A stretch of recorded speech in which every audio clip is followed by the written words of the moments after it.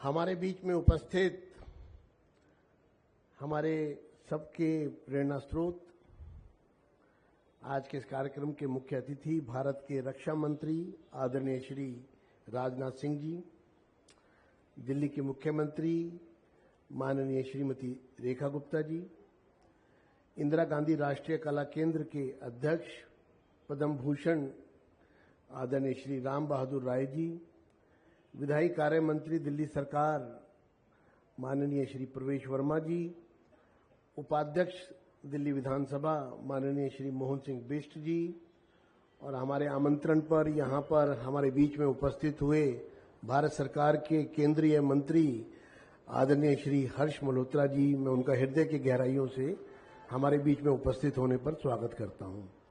यहाँ पर उपस्थित आए हुए अतिथिगण, हमारे सभी विधायकगण, पूर्व विधायकगण, सांसदगण, पूर्व सांसदगण, पार्षदगण, अन्य विशिष्ट अतिथिगण, आए हुए बहनों और भाइयों और प्यारे साथियों, आज अवसर विधानसभा का ये हर्ष का दिन है।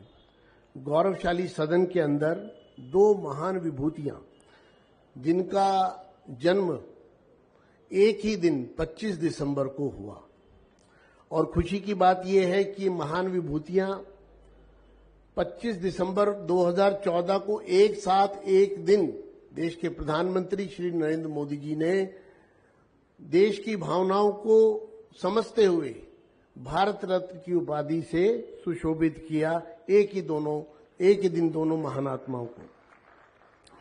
मैं आज हृदय की गहराइयों से भारत रत्न दो राष्ट्र नायकों के चित्र का अनावरण देश के रक्षा मंत्री माननीय श्री राजनाथ जी के करकमलों से संपन्न हुआ है।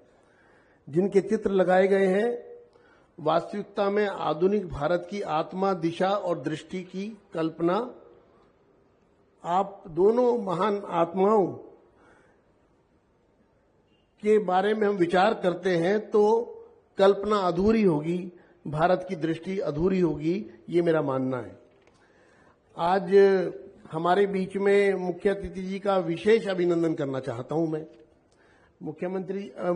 मुख्य अतिथि जी आदरणीय राजनाथ सिंह जी को जब मैंने संपर्क किया कि वो हमारे इस कार्यक्रम में अगर उपस्थित होंगे तो हमारा सबका हौसला बढ़ेगा, देश में एक संदेश जाएगा कि रक्षा मंत्री जी दिल्ली की विधानसभा में दो महान आत्माओं के चित्रों का अनावरण करने के लिए जा रहे हैं। आपने हमारा हृदय से स्वीकार किया निमंत्रण, हम आपके कृतज्ञ हैं। मैं ये भी कहना चाहता हूं कि आप न केवल देश के रक्षा मंत्री हैं, बल्कि भारतीय राजनीति में शुचिता, शालीनता और राष्ट्रनिष्ठा की सुदीर्घ परंपरा के प्रतिनिधि हैं। आपने इस समारोह में आने का हमारा प्रस्ताव स्वीकार करके हम उपकृत किया है। आपकी उपस्थिति से यह आयोजन अधिक अर्थवान और प्रेरणादायी बन गया है। महामना भारत की आत्मा के शिल्पकार थे। वे शिक्षा, संस्कृति और राष्ट्रीय चेतना के महान साधक थे। राष्ट्र का निर्माण सत्ता से नहीं, संस्कार से होता है। गुलामी के उस कालखंड में देश को शिक्षित करने का बीड़ा उठाया था महामना ने, और 1916 में काशी हिंदू विश्वविद्यालय की स्थापना की थी। और मुझे गर्व से ये बताने में हर्ष हो रहा है कि महामना ने 1916 में काशी हिंदू विश्वविद्यालय का जो स्थापना की, आज भी वो एशिया में सबसे बड़ा आवासीय विश्वविद्यालय है। उसकी ख्याति पूरे विश्व में है। दिल्ली विधानसभा से उनका विशेष संबंध है। ये बात बताने में मुझे हर्ष हो रहा है कि महामना 1910 से 1930 तक केंद्रीय विधानसभा और इंपीरियल लेजिस्लेटिव काउंसिल के मेंबर रहे हैं। और आप जानते हैं कि हमारी यह असेंबली देश की पहली संसद है, और महामना जी के 440 भाषण हमारे इसी सदन में आज भी गूंज रहे हैं, जिनका हमारे बीच में उपस्थित आदरणीय राम बहादुर राय जी ने संकलन किया है। उनकी अध्यक्षता में उनका वांग्मय जो तैयार किया गया है, उसमें 6 पुस्तकें सिर्फ उनकी पार्लियामेंट्री स्पीचेस की हैं। उसके लिए भी हम आपका हृदय से अभिनंदन करते हैं। इसके साथ साथ मैं ये भी कहना चाहता हूं कि अटल जी की जन्म शताब्दी का उत्सव मना रहे हैं। अटल जी लोकतंत्र की गरिमा थे, विचारों में उदारता और सत्ता में रहते हुए भी संवेदना का प्रतीक थे। मैं इस आधार पर एक छोटी सी घटना के साथ अपनी बात को विराम दूंगा कि वो कितने संवेदनशील थे। मेरा एक व्यक्तिगत अनुभव है।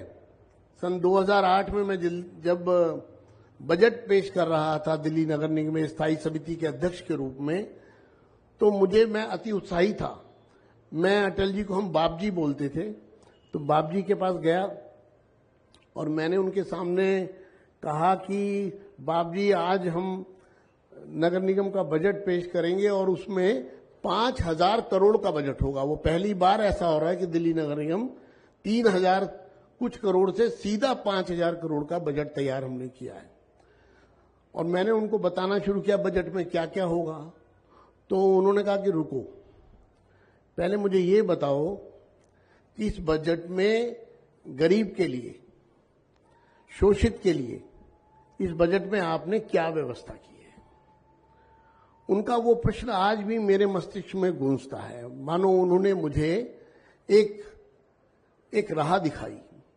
उन्होंने मुझे एक मार्ग दिखाया कि जब भी आपको मौका मिले, आपको समाज में कोई जिम्मेदारी मिले, सरकार में कोई जिम्मेदारी मिले, तो आपको सबसे पहले जरूरतमंद, गरीब, शोषित के बारे में विचार करना है। और इसी परिपाटी पर उनकी सरकार ने, और आज मोदी जी की सरकार लगातार उसी परिपाटी पर काम कर रही है। मैं आज के इस अवसर पर आप सबका अभिनंदन करते हुए अपनी वाणी को विराम देता हूं। धन्यवाद।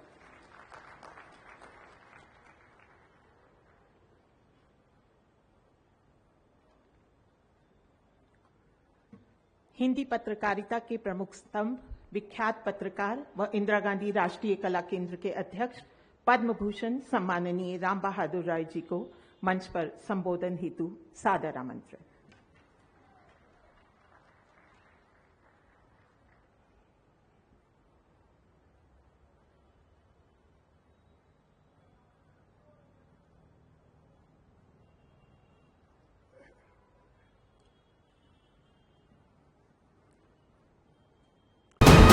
वीके न्यूज, राष्ट्र के नाम।